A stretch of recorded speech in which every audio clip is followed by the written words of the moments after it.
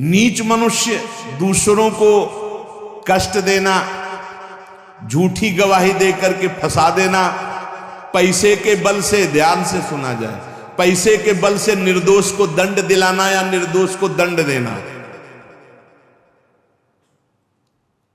एक वकील साहब कह रहे थे अपने यहां जो है कि हमको तो वकालत पढ़ाई ही इसीलिए गई कि जो हमारे पास आवे हम उसको जितावें। भाई ठीक है, सांसारिक व्यवहार में आपको ऐसी शिक्षा दी गई होगी, लेकिन हमारा अध्यात्म ऐसी शिक्षा नहीं देता। अध्यात्म शिक्षा देता है कि तुम अपनी वकालत का प्रयोग दूसरों की रक्षा करने के लिए करो, और जो जुर्म करने वाले लोग हैं उनको दंड देना मानो उनको पवित्र करना है।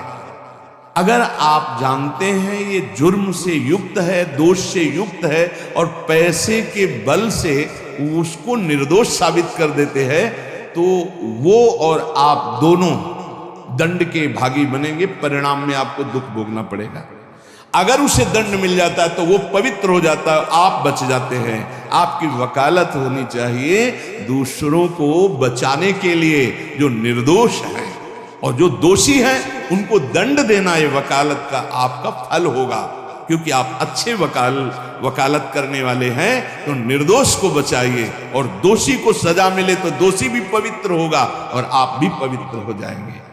जो लोग झूठी गवाही देते हैं, जो पैसे के बल से दूसरों को, जो निर्दोष हैं उनको दंड दिलाते हैं, दोषियों को मुक्त कर देते हैं, चाहे कोई भी हो, जो बुरी बातों का उपदेश देकर भोले भाले लोगों को फंसाते हैं, जो शास्त्र और संतों की निंदा करते हैं, उनका जब मृत्यु का समय आता है तो भयानक दुख होता है, और उस दुख के समय उनकी दुर्गति का रूप सामने होता है। सुअर, कुत्ता, राक्षस क्या बनना है वही सामने आया और वही उनकी योनि प्राप्त होगी। फिर वो तड़पते हुए मृत्यु को प्राप्त होते हैं। और ऐसे लोगों की मृत्यु जब होने को होती है तो यमराज के बहुत ही क्रूर स्वभाव वाले, बहुत ही जहां दया नाम की वस्तु नहीं, ऐसे क्रूर स्वभाव वाले हाथों में हथकड़ी लिए हुए और बड़ा भारी मुदगर, वो बड़े भयंकर, और उनके शरीर से दुर्गंध, देखने से ही मलमूत्र छूट जाए ऐसे भयंकर, और उसी को दिखाई देते हैं जो मरणासन होता है। यमदूतों की दृष्टि पड़ते ही वो शरीराहंकारी जीव कांप पड़ता है। अब बोलने की हिम्मत नहीं, कफ पित्त वायु सब बिगड़ चुका है, कोई सहयोग देने वाला नहीं, सांस भी नहीं ली जा रही। अब उसका चित्त वहीं भ्रमण करेगा, मेरा पुत्र बचा ले, मेरी पत्नी बचा ले, मेरा परिवार। भगवान की तो याद जीवन में की नहीं, तो अब भगवान की अगर याद की होती तो ऐसी दुर्दशा नहीं होती। अब वो चीखने की कोशिश करता है पर आवाज नहीं निकलती, एक शब्द भी नहीं निकल, बार बार प्रयास करता है कोई मेरी रक्षा कर ले। इन भयावन दो यमदूत होते हैं, उसका मल निकल जाता है भयवश, मूत्र छूट जाता है, मुख सूख जाता है, आंखें पलटने लगती हैं, सांस ऊपर को उठने लगती है, देखने की शक्ति नष्ट हो गई, भारी वेदना, तड़पता हुआ वो शरीर को छोड़ता है। अब जैसे बोले कि शरीर तो यहीं छूट जाता है, दंड किसको मिलता है?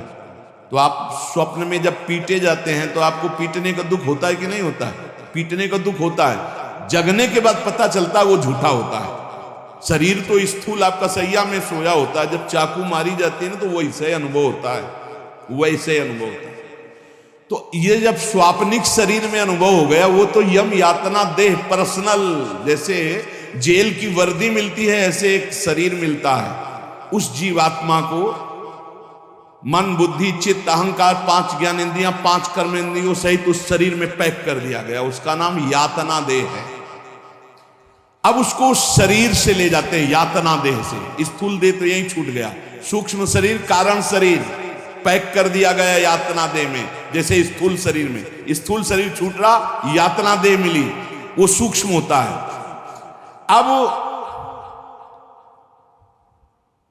ये माता पिता का गर्भजनित देह नहीं है, ये दंड विधान वाला है, ये कर्म जनित होता है, इसे यातना देह कहते हैं।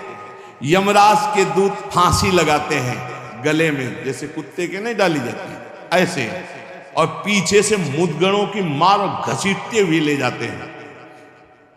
पीछे से ऐसी मार कि वो चीखता है, चिल्लाता है, पूरा अनुभव जैसे स्थूल शरीर में, ठीक वैसे ही उसमें मरना नहीं होता। बस एक खास बात होती है, क्योंकि स्थूल शरीर में मरना होता है, सूक्ष्म शरीर कारण शरीर जो यातना दे में उसमें मरना नहीं होता। बहुत लोग कहते हैं शरीर तो यहां छूट गया, फिर नर्क स्वर्ग किसको मिलता है? अरे शरीर एक कोट की तरह उतार दिया गया, तू तो उसी में पैक है, अभी भूल मत कर। अब देखो दक्षिण दिशा की ओर उसे दौड़ाते हुए मारते हुए पीछे से ले जाते, और तप्त बालू, आग जैसी तपती हुई बालू,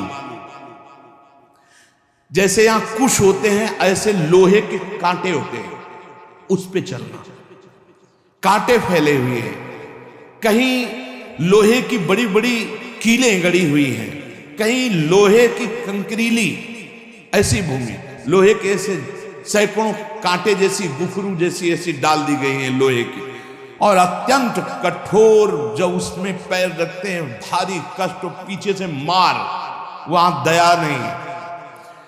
कहीं आगे भूमि आग जैसी जलती हुई, कहीं सैकड़ों गड्ढे जिनमें गिरा गिरा करके मारते हुए ले जाते हैं, और सूर्य भगवान इतने नजदीक से ताप देते हैं कि आग लगती है, वो सूर्य की किरणों से जलता है।